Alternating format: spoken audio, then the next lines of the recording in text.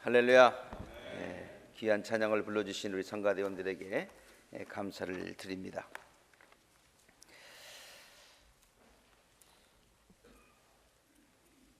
하나님은 어떤 사람을 가장 좋아하실까요? 오늘은 이 질문에 대한 7번째 대답으로 신령과 진정으로 예배를 드리는 자를 하나님께서는 참 사랑하시고 좋아하시고 은혜 베푸시고 축복 주신다라는 말씀을 나누려고 합니다. 오늘 우리가 함께 읽은 본문 말씀은 하나님께서 아브라함을 처음 부르셨을 때의 이야기입니다. 아브라함은 하나님의 말씀에 순종하여서 75세에 고향을 떠나지요. 하나님은 그렇게 순종하는 아브라함을 좋아하셨습니다. 그래서 제가 4번째 설교인가요? 순종하는 사람을 하나님께서는 좋아하신다라는 그러한 말씀을 드리면서 이 본문 말씀을 인용을 했었지요. 그런데 하나님께서 아브라함을 좋아하시고 또 그를 복의 근원으로 삼으신 또 하나의 중요한 이유가 있습니다. 이것은 그가 가는 곳마다 하나님께 제단을 쌓고 하나님께 제사, 오늘날식으로 얘기하면 예배를 드렸다고 하는 것입니다. 오늘 본문 말씀을 좀 줄여서 요약하면 다음과 같습니다. 아브라함은 주님께서 말씀하신 대로 길을 떠났어요. 아브라함이 하란을 떠날 때의 나이가 75이었습니다. 그래서 순종해서 떠났습니다. 아브라함은 마침내 가나안 땅에 이르렀습니다. 주님께서 아브라함에게 나타나셔서 축복의 말씀을 약속하시지요. 내가 너의 너의 자손들에게 이 땅을 주겠다. 그러니까 아브라함이 아브라함은 거기에서 자기에게 나타나신 주님께 제단을 쌓아서 바쳤다. 아브라함이 또 거기를 떠나서 베델의 동쪽에 있는 산간지방으로 옮겨가서 장막을 쳤습니다. 서쪽은 베델이고 동쪽은 아이였습니다. 아브라함은 거기에서도 제단을 쌓아서 주님께 바치고 주님의 이름을 부르며 예배를 드렸다. 이 짧은 말씀 가운데 가는 곳마다 제단을 쌓았다는 것이 강조되고 있습니다. 어느 종교에 있어서나 제사나 예배는 중심적인 위치를 차지합니다. 제사나 예배가 없는 신앙 행위는 존재할 수 없습니다. 기독교 신앙에서도 가장 중심적인 위치를 차지하는 것이 예배입니다. 예배 없는 기독교 신앙이란 존재할 수가 없는 것이지요. 그러므로 예배를 드리지 않고 신앙생활을 한다고 하는 말은 성립될 수가 없고요. 예배를 잘 드리지 않으면서 신앙생활을 하고 있다고 엄밀한 의미에서 말할 수 없는 것입니다. 이것은 마치 학교에 잘 다니지 않는 학생, 결석을 자주 하는 그 학생이 제대로 된 학생이라고 인정할 수 없는 이유와 같은 것이죠. 학교도 출석 일수를 채우지 못하는 학생을 학생으로 인정하지 않고 나중에 졸업을 시키지 않습니다. 마찬가지입니다. 예배를 잘 드리지 않는 사람을 기독교 신앙인이라고 부를 수 없다는 그런 말입니다. 또 학교에 출석을 하였어도 수업을 제대로 듣지 않으면 좋은 학생이 될 수 없듯이 하나님께 예배를 드리는 것도 그저 참석만 했다고 되는 것이 아니죠. 하나님께 드리는 예배는 오늘 요한복음의 본문 말씀을 통하여서 예수님께서 직접 가르쳐 주셨듯이 신령과 진정으로 드려야 하는 것입니다. 참되게 예배를 드리는 사람들이 영과 진리로 하나님께 예배를 드릴 때가 오는데 바로 지금이 그때다. 아버지께서는 이렇게 예배를 드리는 사람들을 찾으신다. 신령과 진정으로 예배 드리는 자들을 찾으시는 것입니다. 하나님은 영이십니다. 그러므로 하나님께 예배를 드리는 사람은 영과 진리로 예배를 드려야 한다. 두 번째로 읽은 오늘 요한복음의 본문 말씀에 등장하는 사마리아 여인은 예수님께 어떻게 하여야 바른 제사를, 어떻게 하여야 바른 예배를 드릴 수 있느냐고 묻는데, 그 질문은 예배의 형식에 관한 질문이었습니다. 어디에서 예배를 드려야 하는 것에 관해서 구체적으로 묻습니다. 여자가 말합니다. 선생님, 내가 보니까 선생님은 예언자이십니다. 우리 조상은 이 산에서 예배를 드렸는데, 사마리아 사람들은 여기서 예배를 드렸는데, 선생님네 사람들, 이스라엘 사람들은 예배 드려야 할 곳이 예루살렘에 있다고 합니다. 어디에서 예배를 드려야 참 예배인가요? 그러나 예수님은 그 여인에게 진정한 예배는 장소나 형식에 있지 않다고 대답을 해 주십니다. 예루살렘 성전이 중요하지 않다는 이야기가 아니지요. 그보다 더 중요한 것이 있다는 얘기입니다. 그것이 바로 예배를 드리는 사람들의 자세라고 하는 것입니다. 앞에서도 말씀드렸듯이 예배는 기독교 신앙의 가장 중요한 요소입니다. 그러므로 참 예배자가 곧 참 신앙인이라고 하는 다음과 같은 등식이 성립이 되는 것입니다. 참 예배자가 참 신앙인이고, 참 신앙인이 되려면 그러므로 참 예배자가 되어야 된다는 말이죠. 예배가 성도들의 신앙생활에 그렇게 중요한 이유가 있습니다. 그것은 예배의 다음과 같은 중요한 의미들이 있기 때문입니다. 크게로 보면 두 가지로 요약할 수가 있어요. 하나는 예배를 통해서 우리가 하나님께 영광을 돌리는 것이고, 이따가 말씀드리겠습니다만 두 번째 대지는 예배를 통해서 우리가 놀라운 축복을 경험하기 때문입니다. 첫 번째, 하나님은 우리들의 참된 예배를 통하여 영광을 받으시는 것입니다. 그래서 예배가 중요한 것입니다. 하나님께서 인간들을 만드신 첫 번째 목적이 무엇이라고 말씀을 드렸습니까?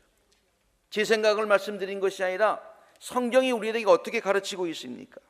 그것은 인간들을 통하여서 영광을 받으시기 위해서 하나님께서 우리 인간을 만드셨다는 얘기입니다. 그리고 인간은 하나님께 영광 돌리는 삶을 통해서 참 삶의 기쁨과 보람과 축복을 누리게 된다는 말이죠. 이것이 성경의 원리요 창조의 원리라고 성경이 우리들에게 강조해서 반복해서 가르쳐주고 있습니다. 그러면 하나님께 영광을 돌리는 가장 중요한 그 방법이 무엇입니까? 그것이 바로 하나님께 참된 예배를 드리는 것입니다. 하나님께서 우리를 통해서 영광 받으시기를 원하시는데, 그 영광 받으시는 가장 중요한 채널이 뭐냐? 이것이 예배다, 그런 얘기예요.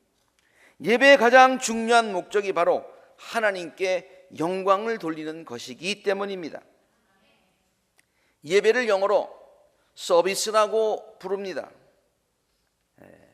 좀 이상하지요?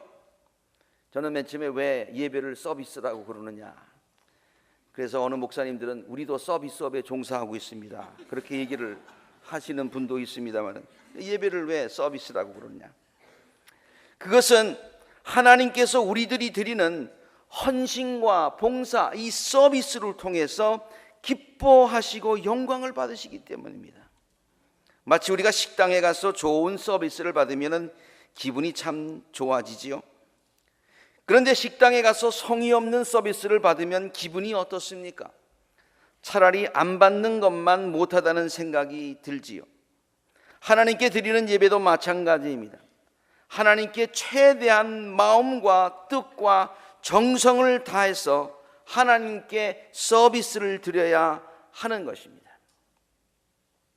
이렇게 정성껏 하나님께 서비스를 하기 위해서 몇 가지 우리가 생각해야 될 것이 있습니다. 첫 번째, 그것은 하나님께 예배 드리는 것을 우리들의 삶의 우선순위로 놓아야 합니다. 시간이 나면 예배 드리는 것이 아닙니다. 시간을 내서 예배 드려야 하는 것입니다.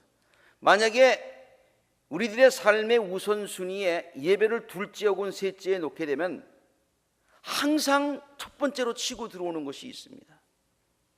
그러면 절대로 예배를 드릴 수가 없습니다. 시간이 나면 드리는 것이 아니라 시간을 내서 예배를 우리들의 삶의 우선순위에 두어야 하나님께서 기뻐하시고 우리들이 참 예배자의 삶을 살 수 있다, 그런 말이죠. 두 번째로, 잘 준비된 자세로 예배에 나와야 합니다. 잘 준비된 자세로 예배의 자리에 나와서 하나님께 신령과 진정으로 예배를 드려야 되는 것입니다.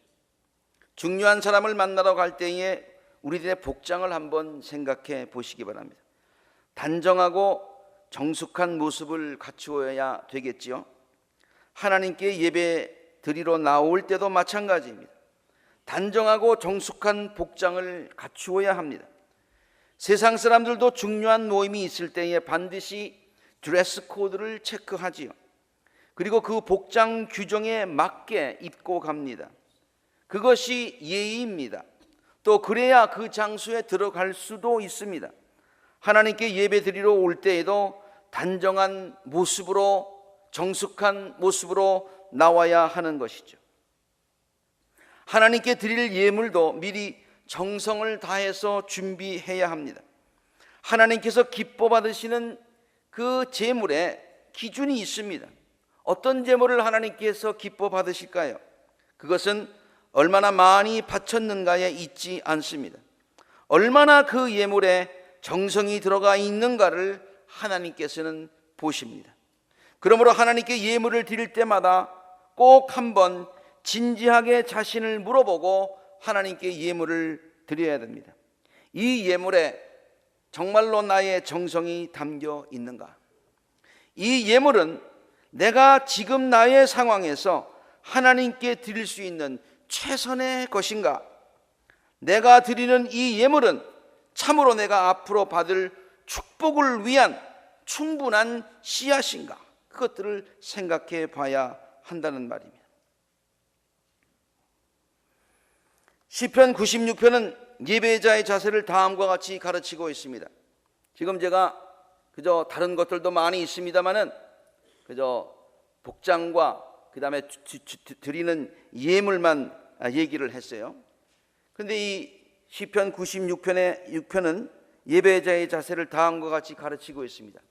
만방의 민족들아 주님을 찬양하여라. 주님의 영광과 권능을 찬양하여라. 주님의 이름에 어울리는 그 영광을 주님께 돌려라. 그러면서 예물을 들고서 성전뜰로 들어가라고 했습니다. 정성껏 준비된 예물을 얘기하고 있습니다. 그리고 단정하고 거룩한 옷을 얘기하고 있습니다. 거룩한 옷을 입고 주님께 경배하여라 그랬습니다. 우리가 이렇게 복장만 하는 것이 아니고 우리가 예물뿐만이 아니라 준비해야 될 것이 많이 있습니다. 뭐 많이 있습니다만 한 가지만 더 말씀을 드리면은, 요새는 우리가 참 편리하게 이렇게 다 모든 것들이 찬송가도 다 올려주고 성경 말씀도 올려주고 그러니까 그냥 와요. 그냥 여러분들 그렇지만 그냥 와도 물론 우리가 성경 말씀을 들을 수도 있고 그렇습니다만은 예배 올 때에 그래도 성경 찬송은 가지고 와야죠. 그렇죠? 네, 성경 찬송은 꼭 가지고 오셔서 성경 읽을 때에 맨 처음에는요 우리 교회에서 그래서 성경 말씀까지 본문 성경 봉독할 때 전부 다 올려줬어요. 그러니까 진짜로 안 가지고 오시더라고요. 그래서 귀찮아서 안 올리는 게 아니라 일부러 올리지 않는 거예요. 왜 그러냐면은 안 올리면은 갖고 오실 것 같아서. 그런데 그래도 안 가지고 오시더라고요. 앞으로는 가지고 오시기 바랍니다. 가지고 오셔서 말씀을 읽을 때 말씀을 이렇게 정성껏 준비된 자세로 나오는 것이 굉장히 중요하죠.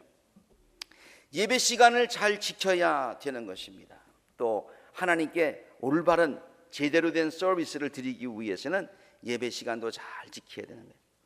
시간 약속을 잘 지킨다는 의미가 무엇인가요? 그것은 상대방을 존중한다는 뜻입니다. 예배 시간을 잘 지킨다는 의미가 무엇일까요? 그것은 하나님께 드리는 예배를 그만큼 소중하게 생각한다는 의미입니다. 하나님께 드리는 예배를 정말로 소중하게 생각하십니까? 예배 시간을 엄수하시기 바랍니다. 아주 right on time에 오는 것도 중요합니다만은 가능하시면 조금 일찍 나오셔서 기도로 준비하시기를 바랍니다. 예배를 통하여 경험하게 될 하나님의 은혜와 축복을 설레는 마음으로, 간절한 마음으로 준비하실 수 있기를 바랍니다. 하나님께서는 그 준비된 심령에 놀라운 은혜와 축복을 내려주실 줄로 믿습니다. 하나님께 또한 진정한 예배로 서비스를 드리려면 예배의 모든 순서에 우리가 집중해야 합니다. 예배의 모든 순서는 그냥 짜여진 것이 아닙니다. 순서마다 의미가 있습니다. 우리 교회의 예배 순서도 다 의미가 있기 때문에 짜여진 것입니다. 예배의 첫 부분은 하나님께 드리는 찬양과 영광입니다. 그리고 하나님께 드리는 우리들의 신앙 고백이 있습니다. 기도를 통하여 하나님께 드리는 우리들의 간구가 있습니다.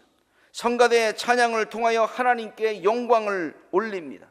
그리고 모든 성도들이 그 찬양을 함께 하나님께 올려드립니다. 선포되는 하나님의 말씀을 통하여서 우리들을 향하신 하나님의 뜻을 새롭게 깨닫습니다. 말씀을 들은 후에 결단의 기도와 찬송을 하나님께 드립니다. 헌금 시간을 통하여 우리들의 삶을 하나님께 구체적으로 헌신합니다. 광고 시간을 통하여 신앙의 공동체를 더욱 공고히 다져갑니다. 그리고 결단의 찬송을 통하여 하나님께 영광을 돌리고 축복 기도를 받고서 기쁜 마음으로 세상을 향해 나가서 이제는 세상을 서브하는 소금과 빛의 직분을 감당하게 되는 것입니다. 그 어느 순서 하나하나 소홀히 할 수 있는 부분이 없습니다. 순서마다 온 마음과 뜻과 정성을 다 기울여야 됩니다. 오늘 일부 모든 예배 순서가 철저한 준비가 있어야 하나님께 영광이 되고 우리 자신에게 은혜가 되는데요. 우리 일부 예배 때 우리 헌금 나와서 부르시는 분이 찬송가 그 성가곡이 한 가사가 한 4절 정도는 되는 것 같아요. 그런데 그 모든 가사를 다 외우셨더라고요. 악보 없이 그 찬송을 부르는 거예요. 찬송 부르다가 오늘 설교와 이렇게 연관이 되니까 그 마음 가운데 감동이 돼가지고 두 손을 들고 찬송을 했어요. 모든 성들이 다 은혜 받았어요. 모든 순서마다 기도 순서, 찬양 순서, 성가 모든 순서들이 잘 준비된, 정성껏 준비된 그와 같은 예배가 되어지기를 간절히 바랍니다.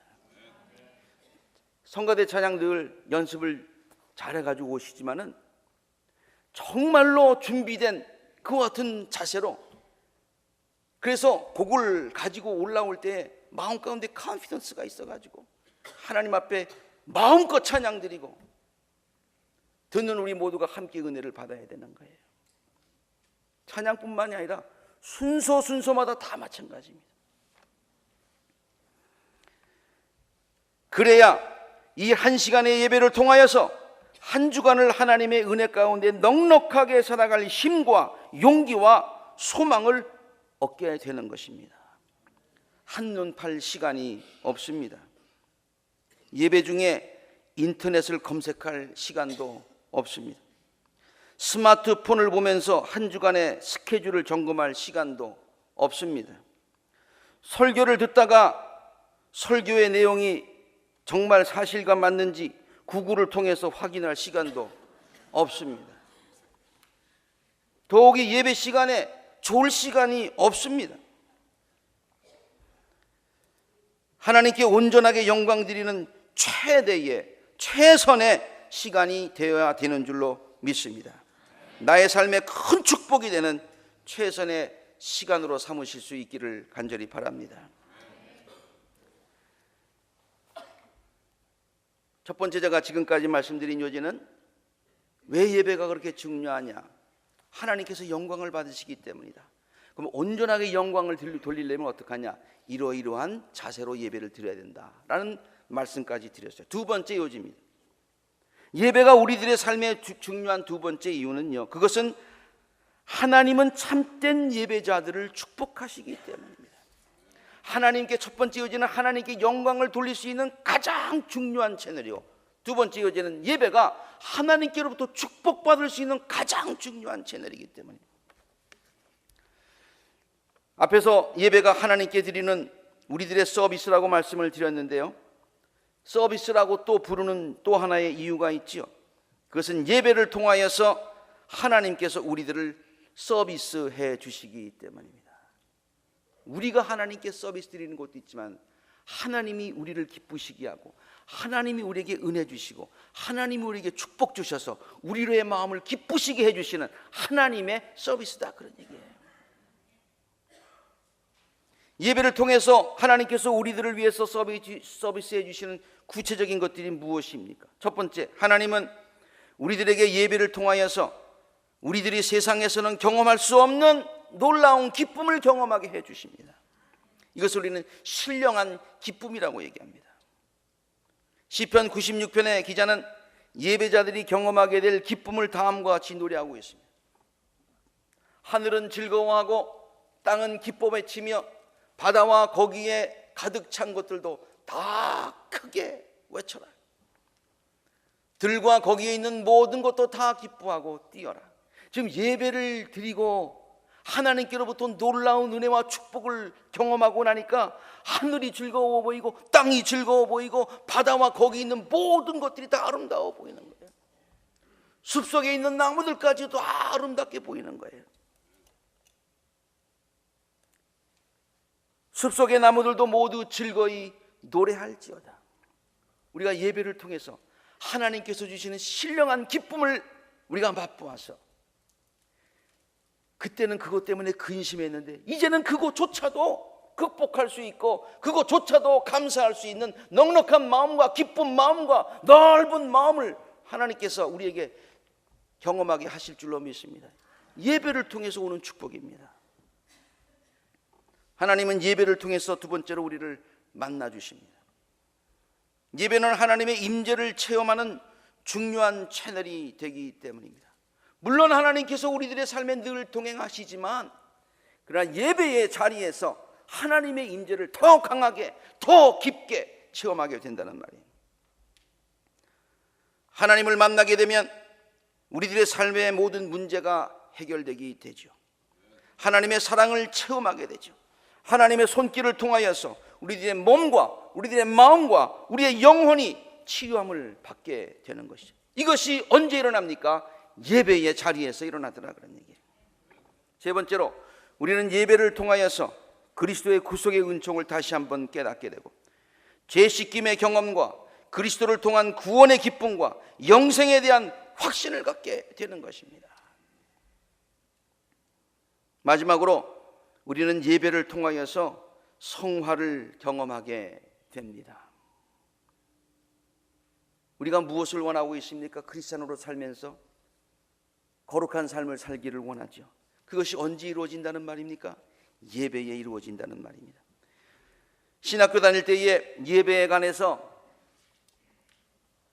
예배학 시간에 예배학 책에서요 어느 신학자가 다음과 같이 잘 요약한 것을 제가 아주 감명 깊게 그때 배웠고 늘 기억하고 있는 것이 있습니다. 그것은 뭐냐? 예배가 뭐냐? 하나님께 영광을 돌리는 것이다. The glorification of God. 그리고 뭐냐? The sanctification of humanity. 예배를 통하여 하나님은 영광을 받으시고 우리들은 예배를 통하여 성화되어져 간다는 말입니다. 성화는 모든 성도들의 바람이고 신앙생활의 목적입니다. 그런데 성화는 우리들의 노력만으로 이루어지는 것이 아닙니다. 거룩한 삶을 살겠다라고 노력하고 결심하고 그렇게 되어지는 것만은 아니라 그런 얘기예요. 하나님께서 우리들을 거룩하게 빚어주셔야 됩니다. 하나님께서 우리를 거룩하게 빚어주시는데 언제 우리를 빚어주십니까? 특별히 예배 시간을 통해서 하나님은 우리를 거룩하게 빚어가신다는 얘기예요. 우리가 부르는 찬송 가운데 다음과 같은 가사가 있지 않습니까? The Spirit of the Living God. 성령님이여 하나님이여 이 시간 우리에게 임하여 주시옵소서. Fall afresh on me. 그리고 나를 녹여 주시옵소서. Mold me. 나를 빚어 주시옵소서. 거룩하게 빚어 주시옵소서. 그리고 fill me and use me. 그랬습니다. 하나님은 예배를 통하여 우리들의 못된 성품을 녹여 주십니다. 그리고 새롭게 빚어 주십니다. 거룩한 형상으로 만들어 주십니다. 그리고 우리들에게 성령을 부어 주시고 권능을 주셔서 우리들을 하나님의 도구로 사용하시는 것입니다. 언제? 예배 시간에. 우상 숭배와 하나님 경배의 다른 점이 있습니다. 우상 숭배는 내가 변화하는 것이 아니라 제사를 통하여서 자기가 섬기는 신의 마음을 감동시키거나 변화시켜서 그의 초자연적인 능력을 일으키게 해서 자기의 소원을 성취시키는 것입니다. 내가 변화하는 것이 아니라 내가 섬기는 신이 생각을 바꾸어서 나를 축복하라, 저주를 거두라, 그런 얘기예요. 무당굿을 생각해 보십시오. 사람들은 굿을 통하여서 귀신의 마음을 진정시키고 귀신의 생각을 변화시켜서 자기에게 재앙이 오지 않도록 하고 복을 구하지요. 굿을 하는 사람이 굿을 통해서 자신의 생각과 삶이 바뀌어졌다, 은혜 받아서 모든 삶이 바뀌었다, 그런 사람 봤습니까? 그러나 하나님 경배는 다릅니다. 내가 하나님의 생각을 변화시키려는 것이 아니라 하나님께 경배 드리면서, 하나님께 예배 드리면서 나 자신의 생각과 삶을 변화시켜가는 것입니다. 아니, 하나님이 나를 변화시키게 하는 것입니다. 그러면 하나님은 우리들의 삶의 변화가 일어난 것을 기뻐하시고요, 우리들의 변화된 삶에 하늘의 신령한 축복과 땅의 기름진 축복으로 충만하게 채워 주실 줄로 믿습니다. 결론적으로 말씀드립니다. 하나님은 참 예배자를 기뻐하십니다. 그리고 그들에게 큰 은혜와 축복을 내려주십니다. 이것이 성경의 원리입니다. 아브라함처럼 예배의 삶에 성공하셔서 하나님께서 좋아하시고 하나님께서 기뻐하시고 하나님께서 은혜 주시고 하나님께서 축복 주시는 놀라운 복된 성도님들이 되시기를 간절히 바랍니다. 그래서 예배의 삶에 성공하여 우리의 모든 삶에 성공을 이룰 수 있는 우리 아콜라자단의 모든 성도님들이 되시기를, 우리의 정성된 예배를 받으시기 합당하신 예수 그리스도 이름으로 간절히 축원합니다. 함께 기도하시겠습니다.